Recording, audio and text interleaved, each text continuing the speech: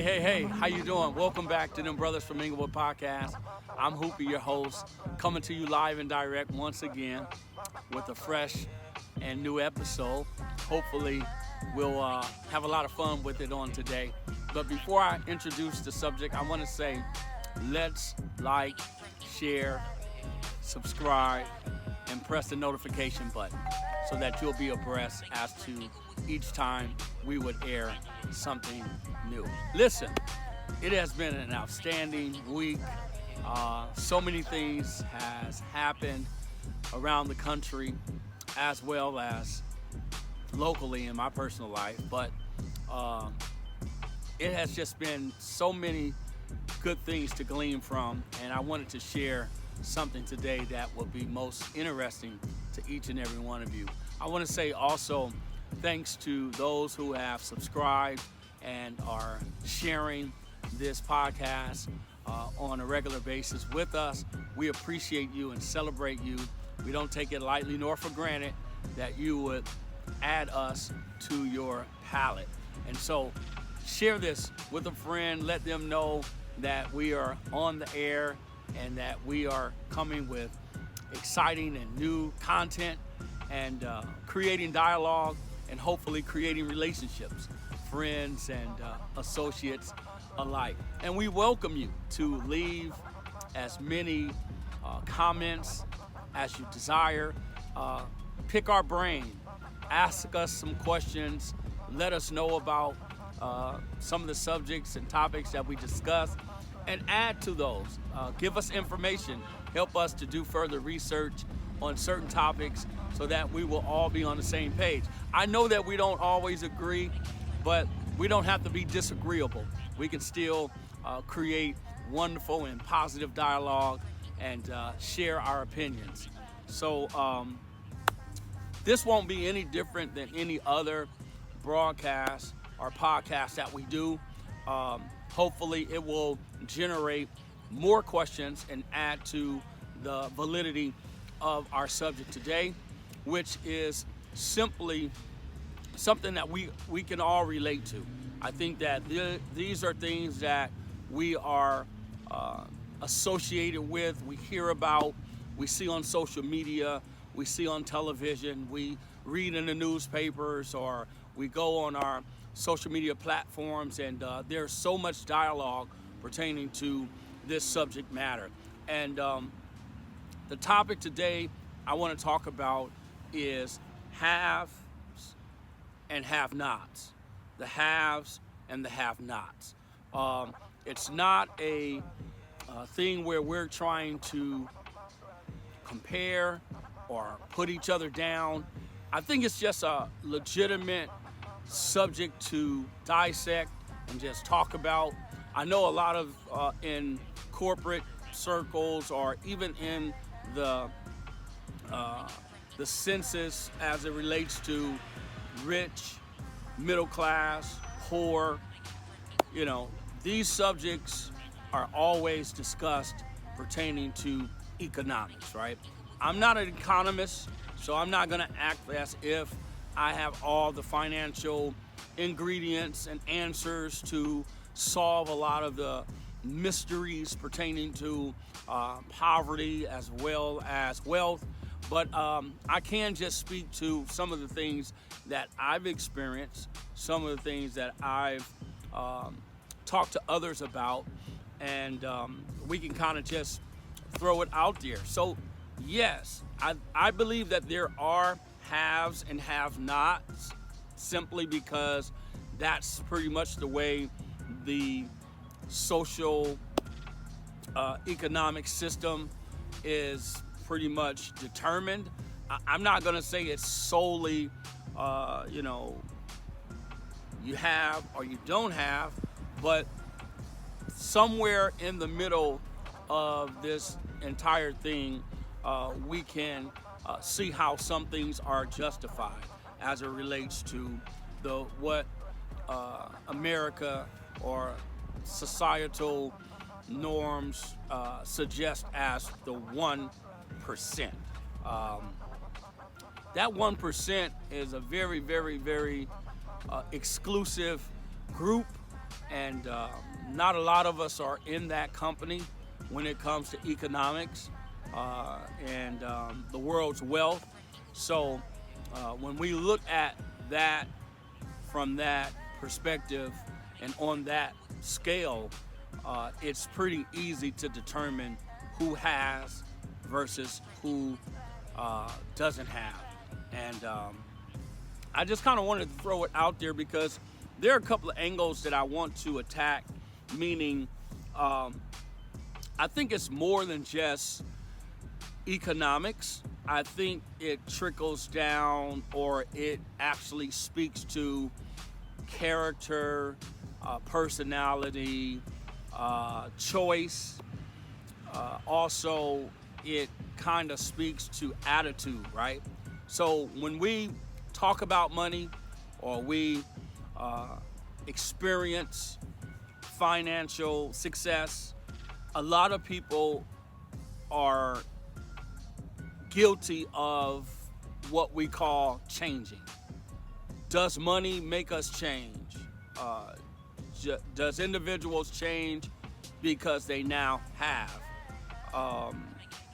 Was there a humble beginning and we saw a different personality? We saw a different person.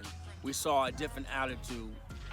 I think a lot of people will argue the technical aspect of you're supposed to change. It's called growth. It's called advancement.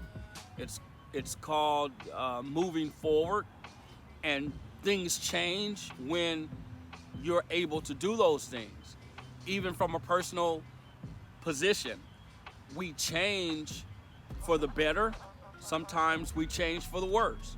However, I think in this conversation, we're speaking of a financial reason or a financial situation that would promote change. It would cause change because one may go from poverty into wealth.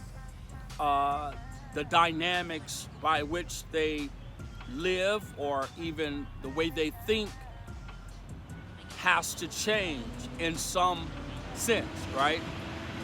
Well, what do you mean?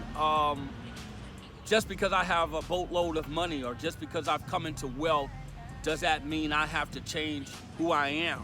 Does that mean I have to change the way I think? Does that mean I have to change my peer group, my social existence? Do my company change, my friends, my family? You know, what constitutes change when you come into wealth or riches, or when you start to do good? I think with our society, there's a lot of visible pressures. There's a lot of synthetic points of view.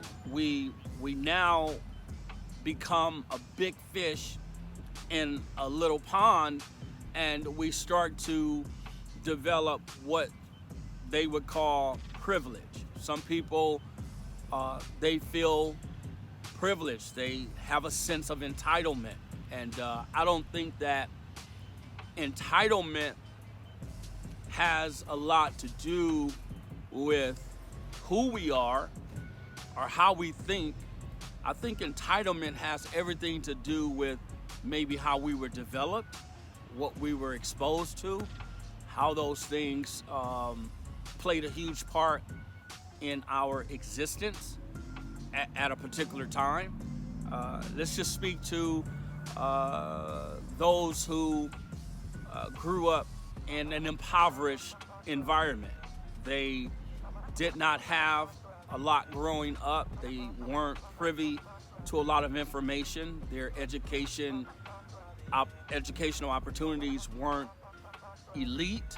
They weren't considered the best, although some people are gifted. They have a natural gift. They are intelligent from birth. You know, it was just imparted to them, and they have this wealth of knowledge, right? And so Sometimes it's suppressed, sometimes it's mismanaged, and other times it's actually embellished and processed, developed, and placed in environments where it can flourish, it can grow. So you have dynamics in our lives based on what I would consider opportunity. Some have better opportunities than others, whereas some may, I don't know, not look for better opportunities. They may be complacent. They may not want to actually flourish in a way where society depicts it to be a great success. So I think I know I'm unloading a lot of stuff, and I haven't even gotten to the haves and the have-nots aspect of this concept. But I'm just trying to lay a firm foundation by helping us understand that we don't all have the same starting point. Our foundation, our mere developmental process is different. And sometimes it's different because of a situation that you inherited. You were born into this. You were cultivated, or you were managed by a certain environment, a certain skill set. You know, some of us were blessed to be raised and developed by both biological parents. Others may have not even known their biological parents. Some may have been forced into situations where they learned that they were adopted, and they went from group home to group home. And just, you know, it's so many different things that are, evident and plays a big part in the scope of our attitudes. I think that's the core of this discussion is, do we change? And if we do change, is it from an inner perspective, or is it some type of outward manifestation? Is it a practical, physical, tangible expression or manifestation of our change? Or is it from the inside? Is it in our hearts? Is it in our mind? What constitutes change? Is it the money? Is it the new opportunities? Is it the exposure? Is it the accolades, the awareness? What is it that causes one to change?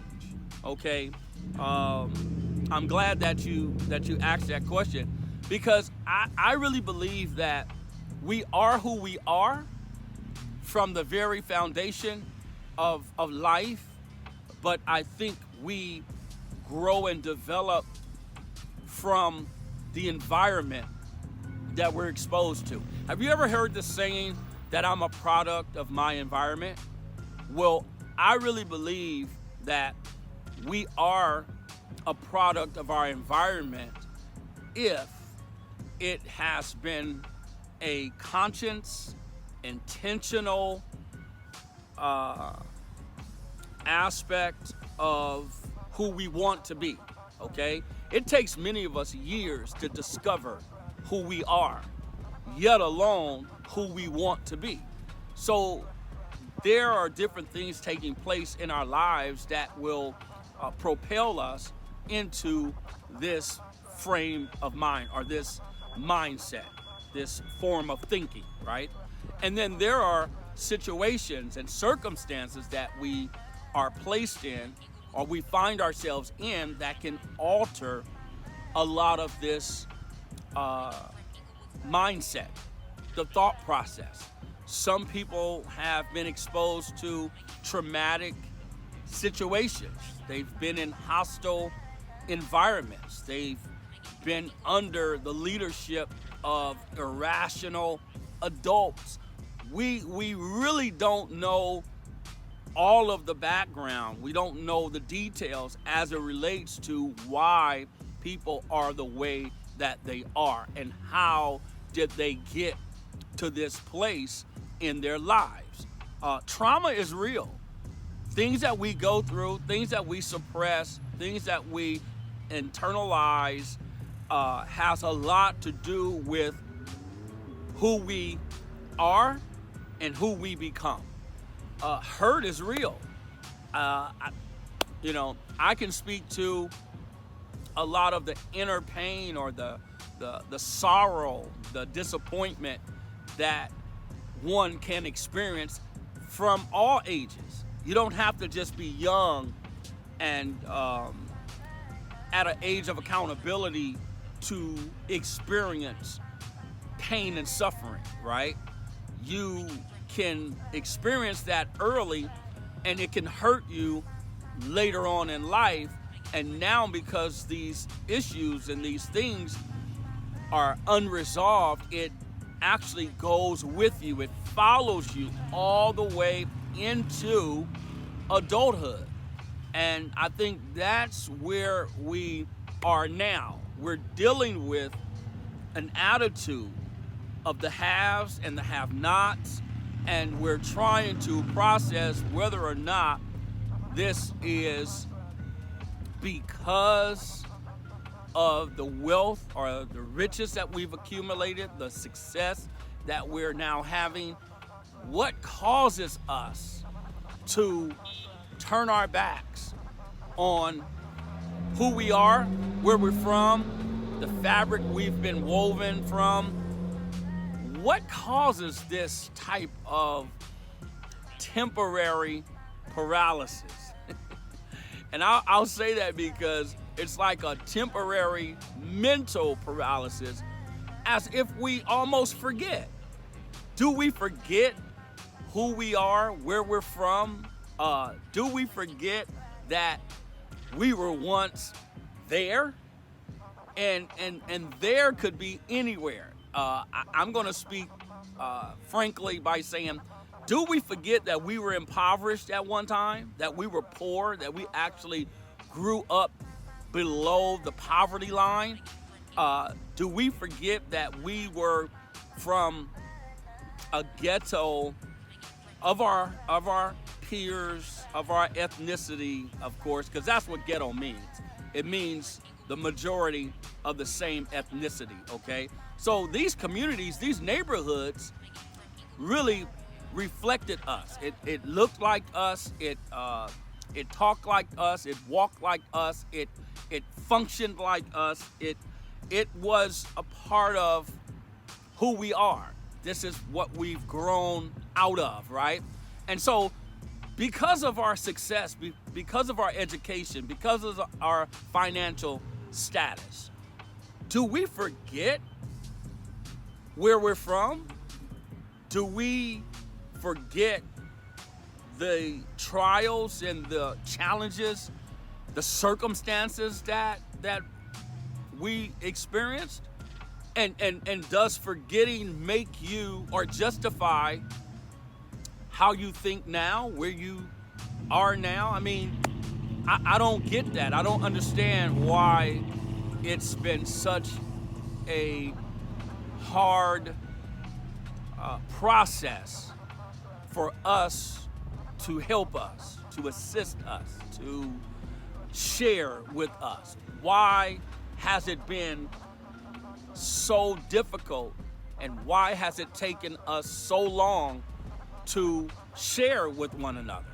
And I'm speaking clearly from a humanitarian aspect, or from this humanity aspect of who we are. Why aren't we concerned about each other? Why aren't we more willing to assist each other? Why has it come down to, well, I'm cool, I don't mess with them, I don't deal with those kind of people?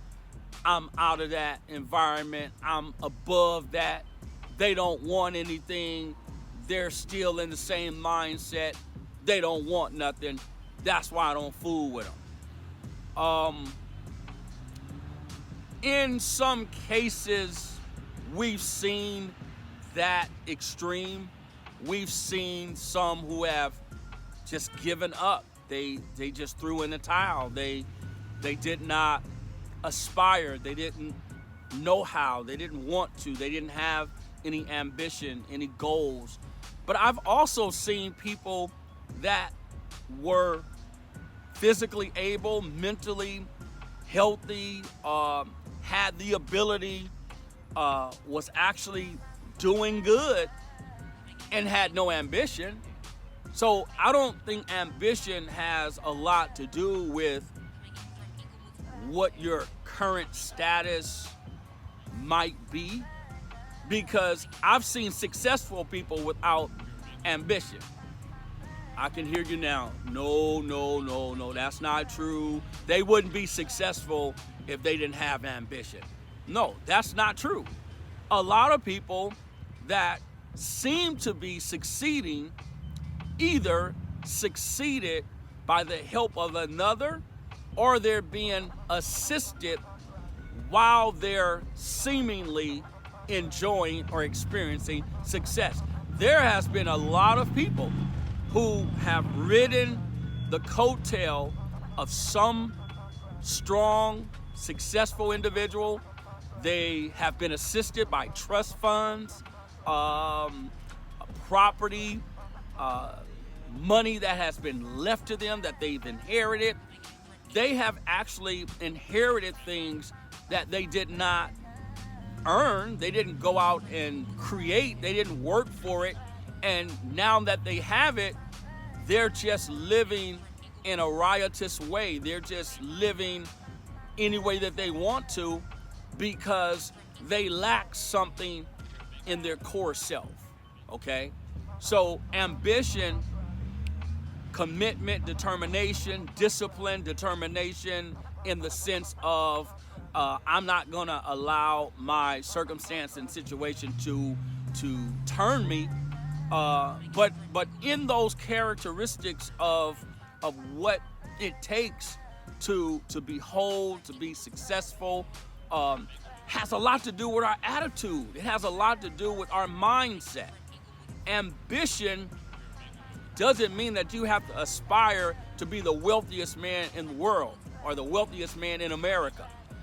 Ambition means that you're not settling for status quo or, mediocrity, that you're constantly willing to excel. You want to do better than you've done. You want to exceed where you are. And sometimes you can hear it in a person's conversation. You can watch their actions. You can follow them from a practical standpoint, and you will know and understand that that person is complacent. That person may not even be willing to work, right? So ethics or ethical values has a lot to do with our ambition, our motivation. What motivates you when you wake up in the morning? What drives you? What is your end goal? Do you have anything that you would like to accomplish? How do you go about accomplishing that? Are you willing to do it alone?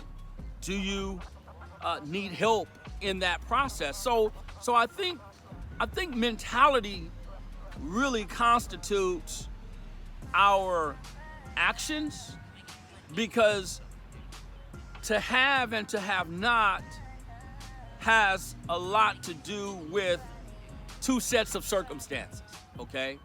Well, what are you saying? I'm saying that sometimes we inherit things, we come into success, and other times we work towards it. We're aiming to reach a goal. We desire to do this. Like Martin Luther King Jr., rest in peace, said many years ago, it is difficult for us to pull ourselves up by our bootstraps when we're not wearing boots. We don't even have boots to pull up. And what he was saying was, we have to start with something. We gotta start with something mentally as well as tangibly, a practical aspect of what we need to manifest in our lives. And so sometimes we don't have the necessary materials and tools and assistance that we need to get to where we're going until we start to dream it, imagine it, and go towards those. And I say those because no one has gotten to where they are by themselves. Someone helped them on the way. Now, in different stages of our process, we may have had to walk alone, do it alone, but it was for a limited time. It eventually help arrived. God sent someone in your life to assist you, whether it was someone that you knew or it was a complete stranger. Someone added to the piece of the puzzle that you might find yourself in a better situation. Now, to have is normally someone that is foundationally established. They have created, or something was created for them to balance themselves and move forward. And the outcome has probably been realized through the success and economic growth that came into their lives. So those that have are normally expected. And I'm not saying that this is right, that we put pressure on all of those who have. I don't think that pressure is the proper thing to do. It's not the proper word to use. I just believe that accountability for stewardship should be placed on those who have. Why? Because, like I said, you didn't just find it, you didn't just grow into it, you didn't just get out there and imagine it. Something had a foundation in that process that led to greater success. Now, I'm not saying those of you who have saved your money, invested your money, earned your way, made sacrifices to build your capital, and you put your money in the right places, or you inherited some things and you managed that well, you stewarded the things that you have, and now you have more than a nest egg and you're doing great. I'm not knocking that. I believe that that's the way that you do in all aspects or facets of our lives. We should manage well, we should make sound decisions, and all the above. I get that. But now that you have, what is your mindset? Are you the one who feels entitled? Or are you the one who feel like, hey, I did it, let them go out there and do it, I don't owe anybody anything, let it be what it is? And matter of fact, I'm moving away because I don't want that mindset around me. I don't want people who are not striving, who are not willing. I don't even want them around me. I just think that, I need to be around people that are doing what I'm doing, liking what I'm liking, and, all the above. But at the end of the day, that's positive thinking. That's logical. That is your preference. That's choice. I think it is a solid way of focusing and staying focused. But I still think that we have an obligation to go back and assist someone. Even if we're putting a program together, we're putting some type of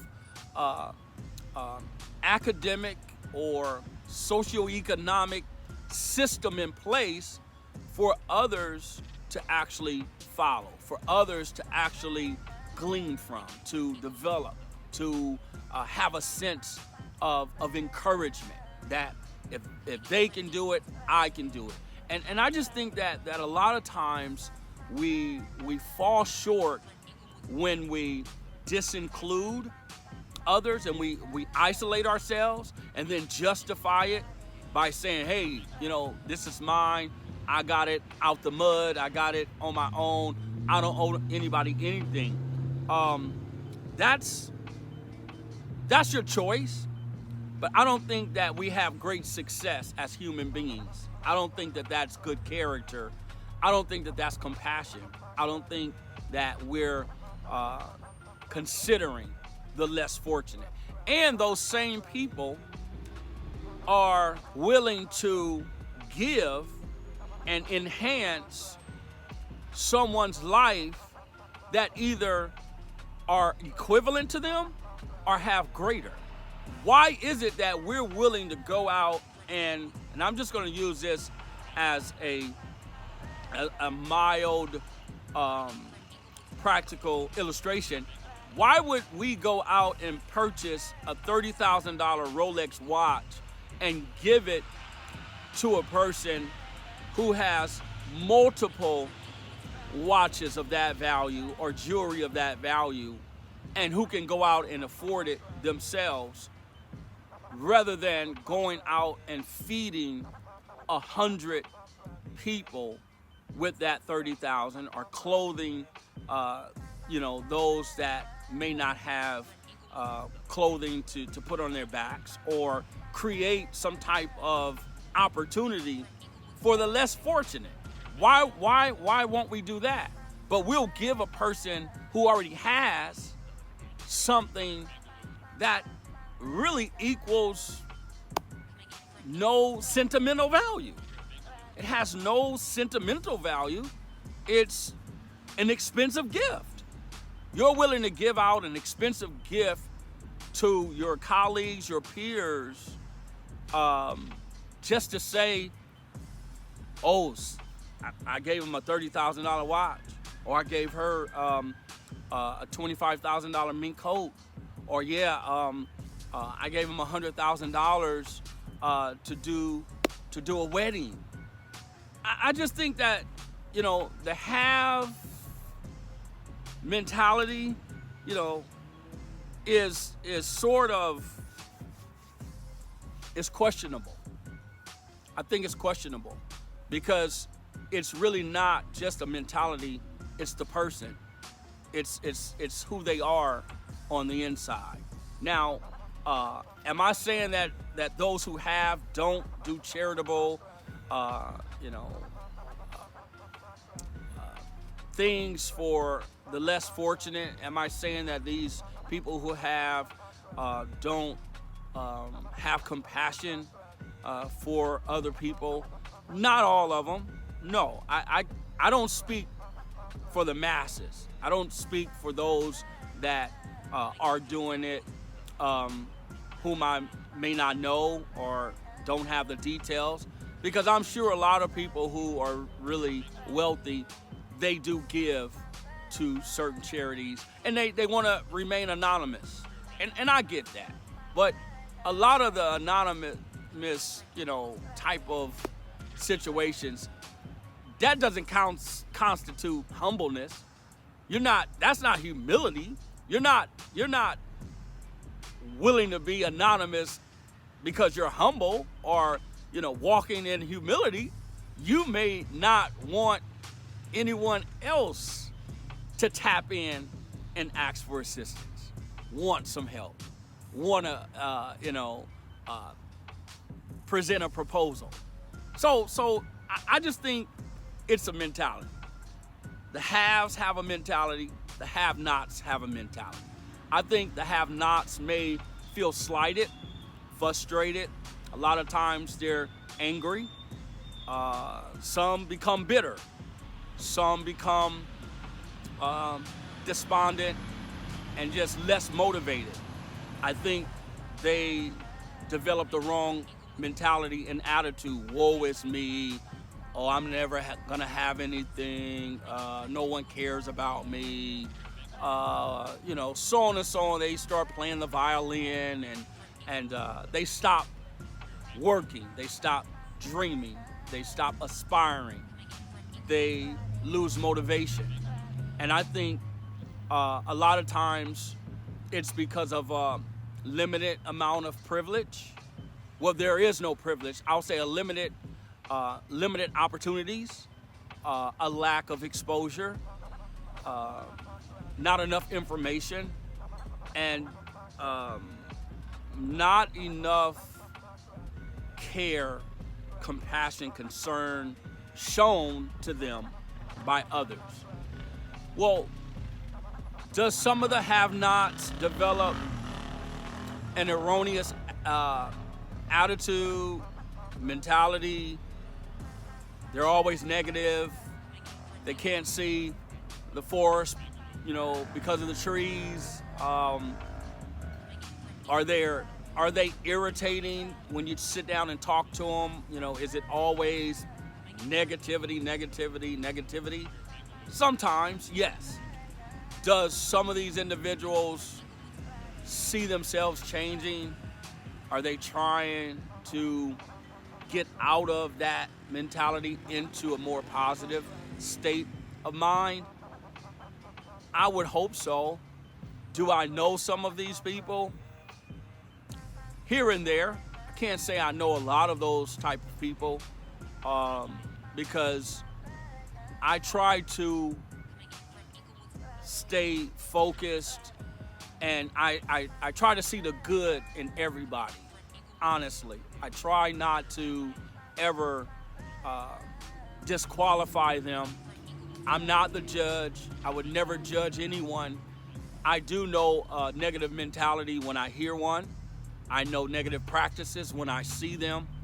And of course, that's a turnoff. You don't want to be in that environment. You don't want to be circumventing the same, negative energy and force as some of the things that you might encounter.